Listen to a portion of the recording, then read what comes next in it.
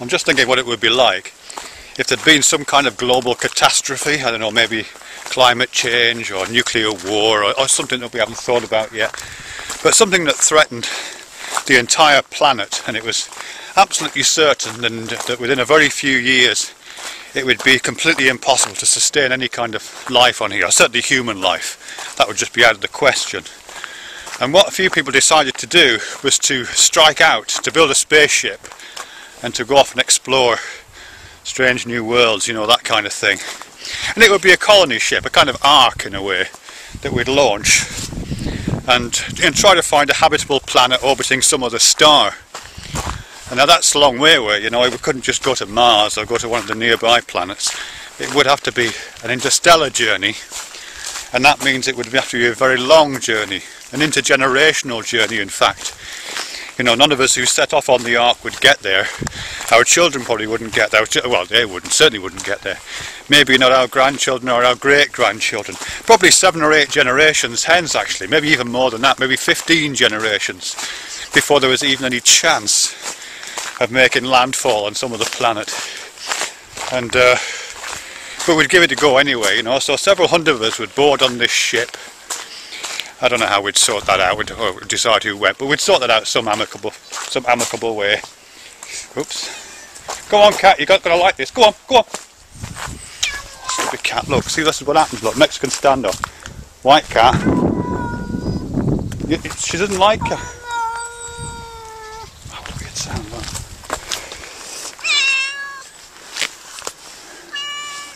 She's a sweetheart. But Phoebe doesn't like cats.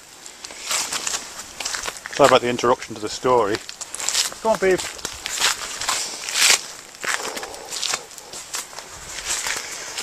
Phoebe, come on. Come on, Peeves.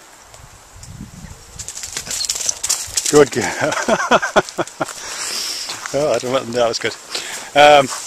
Anyway, sorry about the interruption. Yeah, we're all on this ship, this ark, an archive of human life and everything else. And we're off sailing to Aldebaran or points north. 15 generations lost in space. But the thing about this ark is, it hasn't got any artificial gravity, you know. It doesn't do that thing that they do in 2001: A Space Odyssey, where it rotates slowly, so centrifugal force takes the place of gravity. It doesn't do any of that sort of stuff. We're all in free fall, 15 generations of us. And they found some way of getting around the kind of bone loss problem or all the other kind of health issues to do with weightlessness. But off we go. But there's some funny things happen there, don't there? Because it's, I don't know, maybe there's some books on this ark, or maybe there's some old YouTube videos that people are looking at. And on these videos and in these books, people keep talking about fundamentals and fundamentalists. And these people of 15 generations hence, they don't know what the hell's going on with this. What's that all about? They just don't understand it. Because our understanding, let me just recap here, our understanding of what a fundamentalist is, and what fundamentalism is articulated around a building metaphor. The fundamentals are the things at the bottom, equivalent to the foundations of a house, which is why we sometimes use foundation as a substitute term. They're the things that go at the base of a structure, which is why we sometimes use basic. They're the things that provide support for everything that goes on top, which is why we use support. Whether that be support be faith, or whether it's support be evidence, or whether that support be scripture, whatever you use as support, it's a support. It's the thing which we try not to allow anybody to undermine, because digging a mine under the foundations causes subsidence. And that's your fundamentals gone, so we protect our fundamentals and we make sure they're correct. And all that idea about what fundamentals are and what support is, what foundations are, what basic means, what the whole structure of knowledge is, including the idea of a structure of knowledge as we understand it, and all the entailments of that. The fact that to climb up a building is to move from the darkness towards the light, from the dark ground to the light sky. It involves hard work, because moving upwards against gravity is hard, as opposed to falling down with the force of gravity. That idea, the fall from grace, is meaningless, or is only meaningful in an environment like this one, where here we are crawling around on the surface of a planet that's got gravity. So all that network of related ideas, foundation, fundamental, support, fall, rise, ascend, descend, up, down, base, basic, undermine, all these terms all relate to the same basic metaphor, which is to do with buildings, and which in turn relies on gravity.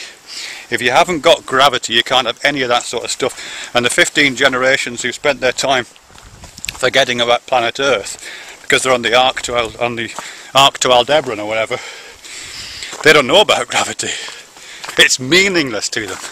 They have no embodied experience. So they look at these old YouTube videos about fundamentals and they see people making these gestures pointing towards their feet for some reason, because in space down is wherever your feet happen to be, but they could equally be doing that, and they don't understand a word of it. They don't understand what fundamental could mean. In fact, they don't understand that whole model of what knowledge might mean or belief might mean or any of that kind of stuff. They don't have the same embodied experience. They can't understand. In fact, even the word understand is kind of meaningless, because they say, what does under mean? What does under mean? And why does standing underneath something give it this thing called support? Why would that happen? No, they have to find a different way of talking about their knowledge. Their knowledge would have to be structured elsewhere. It couldn't come from the idea of a gravity-based building metaphor of supports and edifices and structures and understandings and basements and foundations and fundamentals and underminings and evidences and all that sort of stuff. It would have to come from something like attachment. The permanent feature in a spaceship is the walls of the spaceship and the things that are attached to it. Anything that's not fixed down, just fixed to the walls of your environment, floats off. Doesn't matter whether it's coming from this place, from the place near your head, this inwards that way, or from this place near your feet this way. The firm, solid, rigid, permanent, well-bounded structure, if you're in space, is the capsule that you're in. It's not the ground under your feet.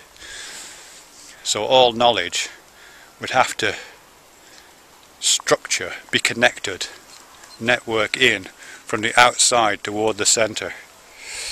It would be that kind of a model. There'd be no fundaments. You wouldn't call people who refer to that fundamentalists. You would call them, what do you call them? Shellists, after the shell of your spacecraft. Bulwarkists, after the bulwarks that you're bolting things to. Yeah, something like that. No, there's got to be a better word for it. Can you think of a better word for it than bulwarkist, shellist? Someone who's 15th generation in space. They're really rigid about their knowledge. Oh, you see, it's bloody complicated. Because the most solid thing is the furthest thing away from you. We don't like that, do we? Oh well. Anyway, that's that. No fundamentalists in space. None of that.